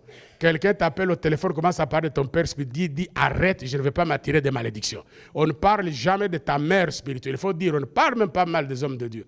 Si les gens parlent, il ne faut pas entrer dans ces domaines-là, parce que tu ne connais pas la peur de quelqu'un, tu ne connais pas les sacrifices d'un homme. On est tous des hommes de Dieu, on n'est pas les mêmes personnes, on n'a pas reçu le même appel, on n'a pas la même grâce. Il y a des personnes seulement, ils ne parlent pas, il est fâché contre toi, tout le malheur du monde peut tomber sur toi. Parce qu'il y a les gens qui n'ont pas le cœur pour supporter. Mais il y a aussi les gens qui ont le cœur pour supporter. Mais d'une manière générale, n'accepte jamais, quelqu'un prend le téléphone, il parle mal de ton église, il parle mal de ton pasteur, il parle mal de papa spirituel. Il faut lui dire, je ne veux pas que la lèpre, je parle la fois passée, la lèpre de qui? De Naaman. La lèpre, c'est la malédiction. Il y a des gens qui sont sous la malédiction à cause de cela. Je me souviens il y a quelques années, c'était en Afrique, une jeune femme m'appelait tout le temps. Il y avait le téléphone qui était à côté de mon oreiller ou le lit. Alors, chaque matin, je crois à 7 heures, il appelle. Je ne peux pas laver mon numéro, il m'insulte. Mais vous savez, nos téléphones à l'époque, ce n'est pas comme les Natel. Tu peux savoir si c'est qui c'était, le téléphone hamburgers là. Voilà. J'ai dit, mais c'est quoi? À la même heure, il prend, imbécile. Tu es comme, il dit, c'est qui? Je coupe. Vraiment, ça commence à... Je ne savais pas qui était. Mais Dieu reste Dieu. Un jour, cette fille a attrapé, je m'excuse, comment on dit des femmes là, c'est quoi? Vous vous appelez comment? Mais qui ne se termine pas. Comment on dit ça? On peut dire hémorragie comme la femme de 12, quoi. Voilà. Ça coulait. Ça coulait. On lui a dit, il va aller voir cet homme. C'est comme ça qu'elle a cherché mon adresse et le vu. C'est maintenant que je le vis enfin. Il dit, mais pourquoi tu m'insultais? Parce que je n'ai aucun problème avec toi. Maintenant, Dieu l'a frappé. Elle est venue maintenant pour que je prie qu'elle soit guérie. Est-ce que moi je l'avais frappé? Frère, il y a des choses, il y a des disciplines, il y a des règles, il y a des choses, si tu ne sais pas le mettre en ordre, tu peux passer à côté de ta bénédiction. Il y a des gens qu'on ne peut pas, parce que ton père spirituel, c'est une grande bénédiction pour toi. Ta mère spirituelle, malgré ses faiblesses, il faut les bénir pour attirer la bénédiction et non attirer la malédiction. Quand quelqu'un dit des choses comme dit, papa, frères et sœurs, parlons de nous, je ne veux pas que la lèpre de Naaman puisse m'arriver. Je vais conclure mon message. J'étais où là? J'ai dit que, j'étais sur ami-ennemi. On a donné 2 versets de la famille biologique. On a donné aussi le verset de celui qui mange mon pain. Et je vais vous donner un exemple biblique d'ennemi, ami-ennemi pour finir. Nous avons Judas. Vous connaissez Judas? Les caissiers qualifiés qui gardaient la caisse dans le ministère de Jésus. Un homme que Jésus aimait, il était ami de Jésus. C'est lui qui a la caisse. On a besoin de merci Judas. Le 12e apôtre. Il a marché avec Jésus. Ami de Jésus, ami des caisses d'argent. Et pour maintenant trahir Jésus, ils sont passés par celui qui garde l'argent, qui aime l'argent, l'ami de l'argent de la caisse. On n'est pas passé par Pierre, on n'a pas passé par André, mais on a passé par Judas, ami de l'argent. On lui a corrompu, on lui a donné de l'argent pour trahir qui était son ami. Ami, frère, celui qui va te trahir dans la vie n'est pas loin de toi. Il est juste à côté de toi. Jésus ne pouvait, même s'il avait des révélations, il savait qu'il serait trahi parce qu'il devrait à la croix. Mais humainement, il ne pouvait s'imaginer que Judas pouvait le trahir. Avec tout ce que Judas avait avec Jésus, avec la confiance, avec la bourse, la caisse, banquier des choses. C'est un homme de confiance. Parce qu'on ne peut pas donner la caisse à une personne qui n'a pas de confiance. Malgré cette confiance, cet homme a vendu Jésus. Et il savait que si on l'arrête, c'est pour le tuer. Frère, l'ami, demain, il peut devenir l'ennemi de ta vie. Mais il y a un seul ami qui ne change pas, que Dieu te bénisse, qui ne trahit pas, qui ne peut pas te vendre, qui ne peut pas changer, devenir ton ennemi. Cet ami fidèle, il s'appelle Jésus. Jésus de Nazareth, l'homme de Galilée, le tout-puissant créateur. J'aimerais que tu allais t'élever. Je t'annonce qu'il y a un ami. L'ami qui ne peut pas te trahir. L'ami qui t'aime dans les moments difficiles, dans le bonheur, comme dans le malheur, dans la maladie, comme dans la souffrance. Cet homme s'appelle Jésus. J'aimerais que tu t'élèves. Tu dis que mon ami c'est Jésus. Jésus ne trahit pas. Jésus ne t'abandonne pas. Jésus ne peut pas te vendre. Jésus ne peut pas te trahir. L'ami fidèle, tous les autres peuvent te vendre. Ils peuvent changer de peau, mais cet homme de Jésus, jamais il trahira. Attache-toi à Jésus. Aimez Jésus. Dis tes choses à Jésus. Invite Jésus dans ta vie. Tu dors avec lui. Tu marches avec lui. Jamais il te trahira. Tous les hommes sont versatiles. Les gens peuvent changer, mais Jésus ne changera pas. Veuillez vous asseoir. Est-ce que c'est une raison pour se méfier des gens? Non. Mais Dieu nous a donné l'esprit de discernement pour savoir qui est à côté de moi. Le seul signe, et je vous dis, si quelqu'un vient tout le temps te parler mal des autres, ce n'est pas un bon ami. Amen. Peut-être il est dans la solitude, il veut s'attacher parce qu'il a besoin de quelqu'un, mais au fond de lui, il ne t'aime pas. Parce que c'est lui qui t'aime, il doit t'apporter les choses qu'il doit construire à ta vie. Il doit t'apporter la bonne nouvelle. Vous avez partagé la parole de Dieu. Il doit te dire des bonnes choses. Pas celui. Il y a des gens qui ont toujours des exemples mauvais pour se défendre. Il ne faut pas prendre des mauvais exemples des gens pour se défendre. Tu veux faire une affaire, tel avait fait, il a échoué. Mais s'il a échoué, c'est lui, ce n'est pas moi. À lui a fait. Et on ne prend pas de mauvais exemples. On prend que des bons exemples. Amen. Amen. Et la Bible dit, quand ils sont entrés dans la peau des ennemis, ils attendaient la mort de qui? De Paul. C'est pourquoi à la fin on nous dit, non, ils n'ont pas d'abord changé la vie. Ils ont dit, c'est 25, hein? 5. Paul secoua l'animal dans le feu et ne ressentit aucun mal.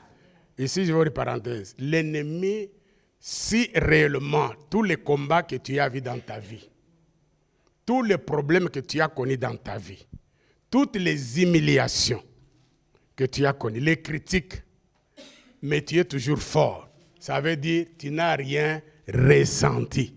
Ça ne t'a fait du mal, ça ne t'a pas tué. Ce qui ne te tue pas te rend encore plus fort. Amen. Aujourd'hui, tu es forte à cause des épreuves, à cause de tous les problèmes que tu as traversés. Mais quand tu as traversé, tu ne seras plus la même personne. C'est lui qui n'a jamais connu des épreuves. Quand il a des petites choses, il pleure. Mais les gens qui ont connu les critiques, jalousie, la haine, le faux témoignage, ça leur a fait du mal. Mais quand ils traversent ces choses, ils sont devenus insensibles. Ça ne leur fait pas du mal. Ils rendent grâce à Dieu. Ils disent ça. Alors la Bible dit, quand ils ont regardé qu'il a secoué, on était où là? Ça, si c'est où? Ces gens, oui, s'attendaient à le voir enfler ou tomber mort subitement. Voilà ce que tes ennemis attendent de toi. C'est pourquoi mon thème est que ça n'arrivera pas. Tout ce que tes ennemis attendent de toi, ils attendent les échecs, ils attendent ta mort, ils attendent le divorce, ils attendent que ça ne marche pas, ils attendent que tu échoues, tu attends que tu meurs. Ce matin, Jésus te dit, ça n'arrivera pas. Et la Bible dit, il s'attendait qu'il tombe mort subitement. Mais après avoir attendu, est-ce qu'il y a longtemps? Oui. Après avoir longtemps, c'est-à-dire ces gens-là, vous savez qu'il y a les gens qui ne dorment pas parce que chaque jour, ils te voient réveiller et tu es en bonne forme, en bonne santé. Il y a des gens qui ne dorment pas à cause de toi parce qu'ils veulent entendre des mauvaises nouvelles qu'il est mort. Il a fait un accident. Il a divorcé. Il a eu des problèmes. Il y a des gens dans la vie qui attendent que c'est là. Ils veillent sur ta vie, ils attendent d'entendre des mauvaises nouvelles. Mais j'aimerais que tu dises, c'est encore ce matin, ça n'arrivera pas. Lève ta main et dis, ça n'arrivera pas. Amen. Longtemps veut dire quoi? Ils étaient, je ne sais pas, patients. Comment on peut dire? Quand on attend longtemps, c'est-à-dire, quoi que comment ça arrivera. Attendons. Il y a des gens qui attendent. Il a attendu, lui dit, vous allez voir, dans 5 ans, ça ne passera pas. Dans peu de temps, ça ne passera pas. Et ces gens-là, les ennemis, sont très patients que les chrétiens. Parce qu'il veut ta fin. Il est patient, il dit, peu importe le temps, que moi, tout ce que je veux, c'est le voir souffrir, le voir mourir. Alors, ces amis ici, les amis ennemis, ont entendu longtemps.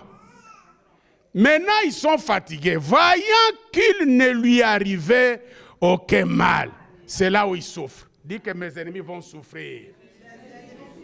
À cause de ma vie. À cause de ma destinée. À cause de ma réussite. Frère, c'est pourquoi j'ai toujours dit, si les gens te critiquent, si les gens te combattent, fais tout pour réussir. Ils vont encore souffrir, ils auront de quoi? Pas l'estomac. Il faut faire souffrir tes ennemis. Habille-toi bien, mange bien, conduis bien ta voiture. Il dit, mais comment? Quelqu'un m'a dit, j'ai vu un homme, l'homme là c'est moi, je vais parler quand même. J'ai vu dans la vision, on t'a coupé la tête. Maintenant, quand les ennemis qui t'ont coupé la tête, ils retournent et te voient que tu as la tête. Alléluia. Comment on lui a coupé la tête? C'est la mort. Il retourne, il voit maintenant l'homme debout avec sa tête.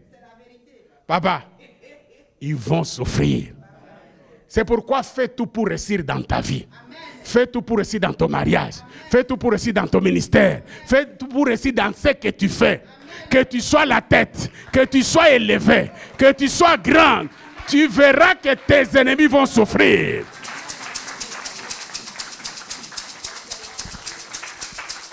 Vous m'écoutez, frères et sœurs.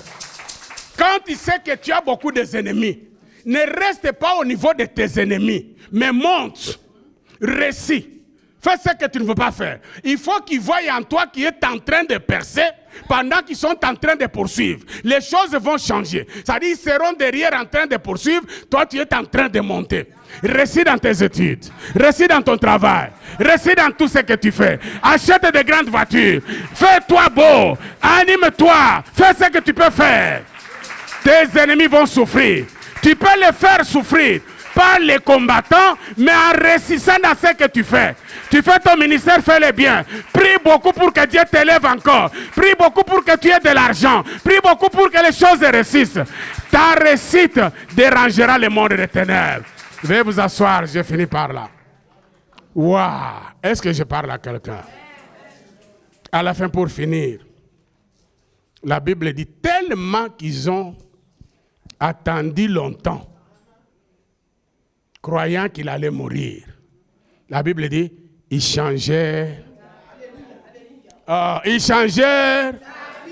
Ils changèrent. Lève ta main droite là où tu es assis. Dis que tous mes ennemis, parce que ce que vous m'avez fait, lève ta main, depuis mon enfance, parce que ton combat ne commence pas aujourd'hui, depuis ton enfance, depuis mon enfance, les bateaux dans les roues, vous m'avez combattu. Sur le plan spirituel, sur le plan physique, sur le plan sentimental, sur le plan financier, vous n'avez pas réussi. Vous avez attendu pour que je meure, mais je ne suis pas mort. Vous allez changer d'avis. Ce matin, vous allez changer d'avis. Au nom de... Je vais finir par là. Il changeait, ça j'aime. C'est ce qui arrive. Si tu vois quelqu'un qui hier parlait mal de toi, aujourd'hui commence à faire des éloges, c'est qui t'a combattu tellement. il a vu que tu es un non envoûtable. Il a tellement échoué plusieurs fois. À la fin, il se décide, ça ne vaut pas la peine de perdre mon temps sur cet homme. Je vais chercher d'autres personnes que je peux tuer. Alors maintenant, pour les signes que Dieu donne, tu vas le voir un jour. Oh frère! Et puis tu le vas sourire. Oh frère, tu es vraiment un vrai chrétien. Tu es vraiment un pasteur. Toi, tu as l'onction. Quand il te dit ça là, ce n'est pas des mensonges. Parce qu'en réalité, les démons voient beaucoup de choses plus que nous. Les démons, quand ils viennent te combattre, les sorciers viennent te combattre. Toi, tu dors. Ils savent que je l'ai combattu et je ne l'ai pas réussi. Ils sont des bons témoins qui peuvent dire que cet homme, vraiment, on ne peut pas le toucher. Ils changèrent d'avis. Et qu'est-ce qu'ils disent maintenant? Hier, tu étais meurtrier. Aujourd'hui, dis quoi? Un Dieu. Paul est devenu un Dieu. Je déclare ce matin que tu es un Dieu. D'ailleurs, la Bible dit, vous êtes des dieux, mais vous mourrez. Lève-toi, lève-toi, lève-toi, lève-toi. Mets-toi debout maintenant. Lève ta main droite et je vais finir par là. Lève ta main droite, lève ta main droite. Tout le monde peut se lever. Lève ta main droite. Tu dis, Seigneur, je suis un Dieu. Parce que la Bible déclare que vous êtes de Dieu, mais vous mourrez comme des hommes. Je déclare ce matin, je suis un Dieu, créé à l'image de Dieu. De la même manière que Dieu proclame des choses, je peux aussi proclamer des choses. Ce matin, je déclare tous mes combats, depuis mon enfance jusqu'à ce jour, sur le plan matériel, sur le plan professionnel, sur le plan ministériel, sur le plan sentimental, sur le plan de santé, sur le plan dans tous les domaines de ma vie, je déclare que cela n'arrivera pas. Cela n'arrivera pas. Tout ce que vous avez déclaré à la fin de cette année, vous avez envoyé les esprits des morts. Cela n'arrivera pas. Au nom de Jésus, les malédictions que vous m'avez envoyées à la fin de cette année, cela n'arrivera pas. Au nom de Jésus, les accidents que vous avez prévus contre ma personne à la fin de cette année, cela n'arrivera pas. Au nom de Jésus, tout ce que vous avez envoyé, comme les flèches enflammées, sur mon foyer, sur ma vie, sur mes enfants, sur mon église, sur mon ministère, cela n'arrivera pas. Au nom de Jésus, je refuse ce que vous avez programmé. Et vous attendrez longtemps. Vous attendrez longtemps. Moi, je ne mourrai pas. À la fin de cette année, personne dans ma maison ne mourra. Nous allons vivre pour témoigner la gloire de Dieu. J'entrerai en 2026 avec la gloire de l'Éternel, avec la grande élévation, avec la grande dimension. Je suis un enfant de Dieu. J'ai l'onction de Dieu.